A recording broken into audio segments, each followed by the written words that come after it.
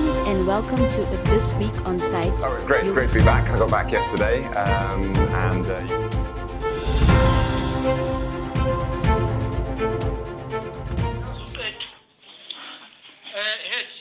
can you assist me?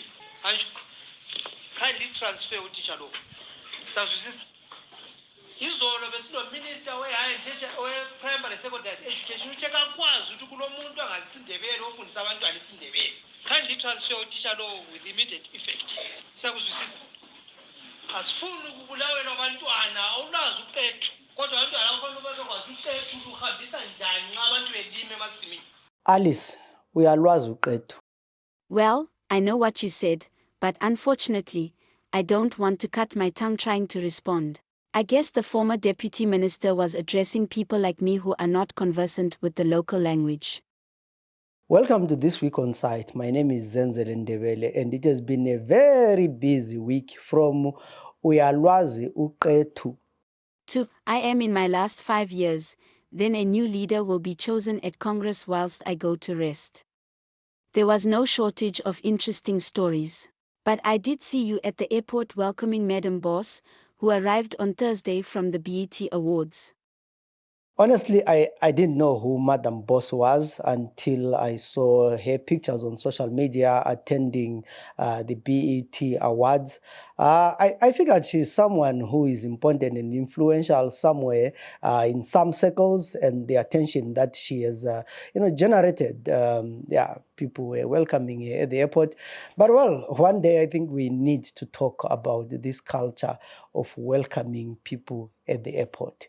Is it really necessary? So this week, the president of Zimbabwe, Emmerson Mnangagwa, the one who appoints and disappoints cabinet ministers, fired the deputy minister of higher education, Simelisizwe Sibanda, who is the MP for Bubi.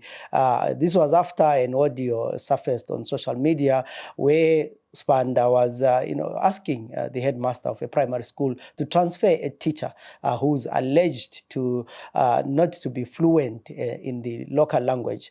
After that, there were lots of debates and accusations and counter accusations on social media. Some people thinking that the dismissal was fair because it was not the duty of the deputy minister to transfer or to humiliate the teacher, while others thought it was, tribal.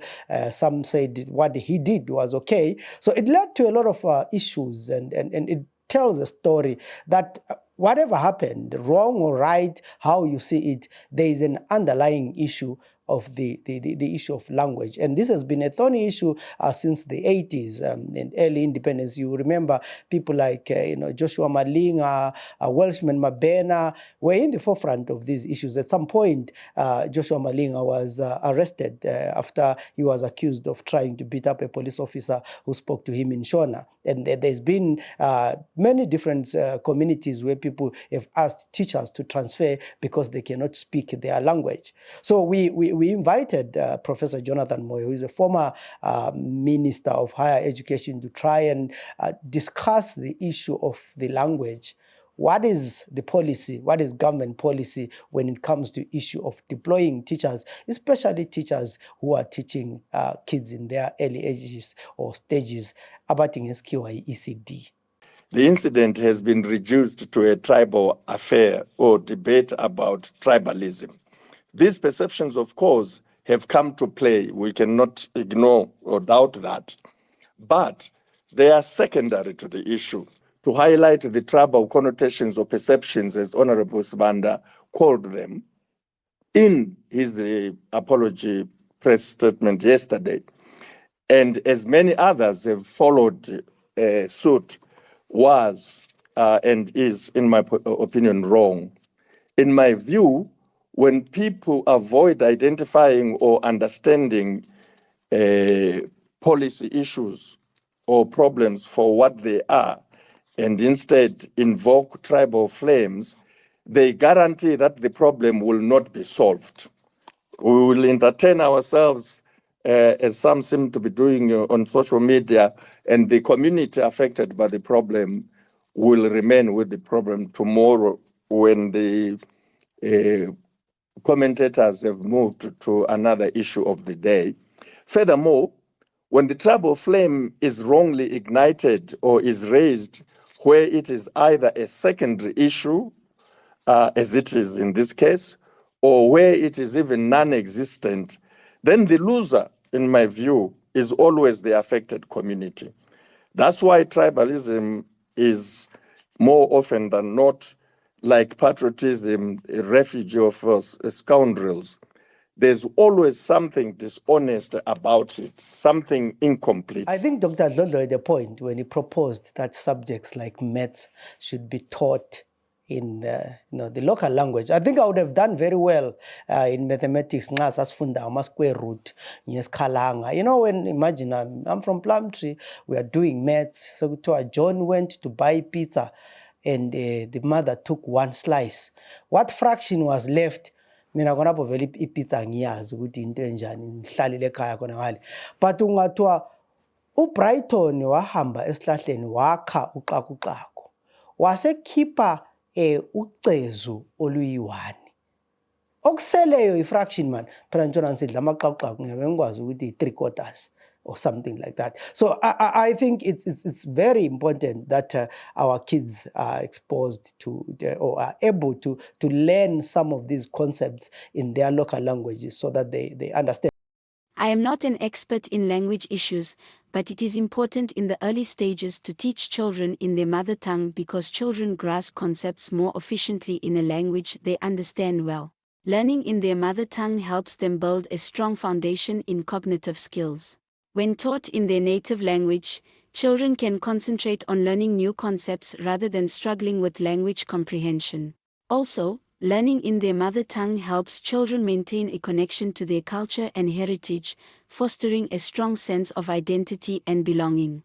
Children feel more comfortable and confident when taught in a language they use at home, which can reduce anxiety and improve classroom participation.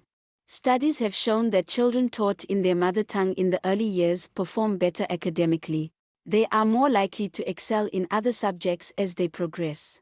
Learning to read and write in their mother tongue first can make it easier for children to acquire literacy skills in other languages later on. Also, teaching kids in the mother tongue helps preserve minority languages and cultures, contributing to linguistic diversity. Children are less likely to drop out of school when they can understand the language of instruction, leading to higher retention rates and better educational outcomes. Like Alice has said, I think there's many advantages in teaching kids in the local languages. There's a confidence issue as well. You get confident when you're talking your language, understanding other languages. But in Zimbabwe, I guess everything becomes political. So the whole issue of language has been politicized. And what surprises me most of the times, it ends up being a Shona and Ndebele issue. But we have other languages. We have Kalanga, we have Venda, we have Tonga, we have Nambia. And Epinga, at some point, the council came up with a resolution that abantwana bepinga bamele befundiswe isiTonga abamenanga befundiswe isiNdebele, and we remember the language issue and the fights that happened in the Catholic Church. I hope the Zimbabwean government and the Zimbabweans at large are going to have a better position and understanding when it comes to the issue of the language. It is in the constitution, it is a constitutional issue, and all the 16 official languages should be respected and given equal treatment. So I hear the crocodile says it's time to rest. Yesterday, the president of Zimbabwe surprised many people when he said that he was not going to go for a third term. He says when his term ends in 2028, he's going to retire and the party is going to choose a new leader. Constitution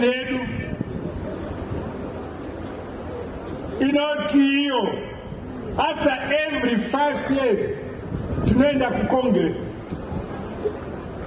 Takaita Congress yetu about 5 years. Every 5 years tunaenda ku Congress, aditi? Tunaenda ku Congress ikoko, to serve the president wetu. President wetu anafanya machema mawili 5 years, 5 years. Inda kaita 5 years yokutanga ngapera kana Congress mukanidzorera. So ndakuita my last 5 years. Tapera manje. Ndoenda kuzorora. Toenda ku Congress motsvaka umwe. anotunamira achitevedzera tsoka dzangu maziwa. The reason why I said it surprised many people is that over the last months we have heard the talk of 2030, Mnangagwa Banenge Veripo, and there has been a campaign that he will be there until 2030. But there also been talk and rumors that the current parliament or the current government or the current term of the president is going to be extended up to 2030, and there have been obviously, a lot of talk internally and externally, people saying it's good, others saying it's bad, others saying, this is a recipe for another coup. So he has come out clean and said he's not interested in extending his term. The question that many people are asking is, was he genuine, or he's trying to, make sure that there is unity in his party? There are no factions. There are not so many people or factions, some for him extending his term and others who are saying, no, the time is up, let's have a Congress and a new leader. Only time will tell what is behind his statement. The next few weeks and months will be interesting.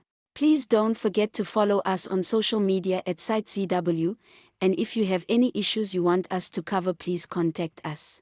My name is Alice. And my name is Zenzele Ndebele. Enjoy your weekend.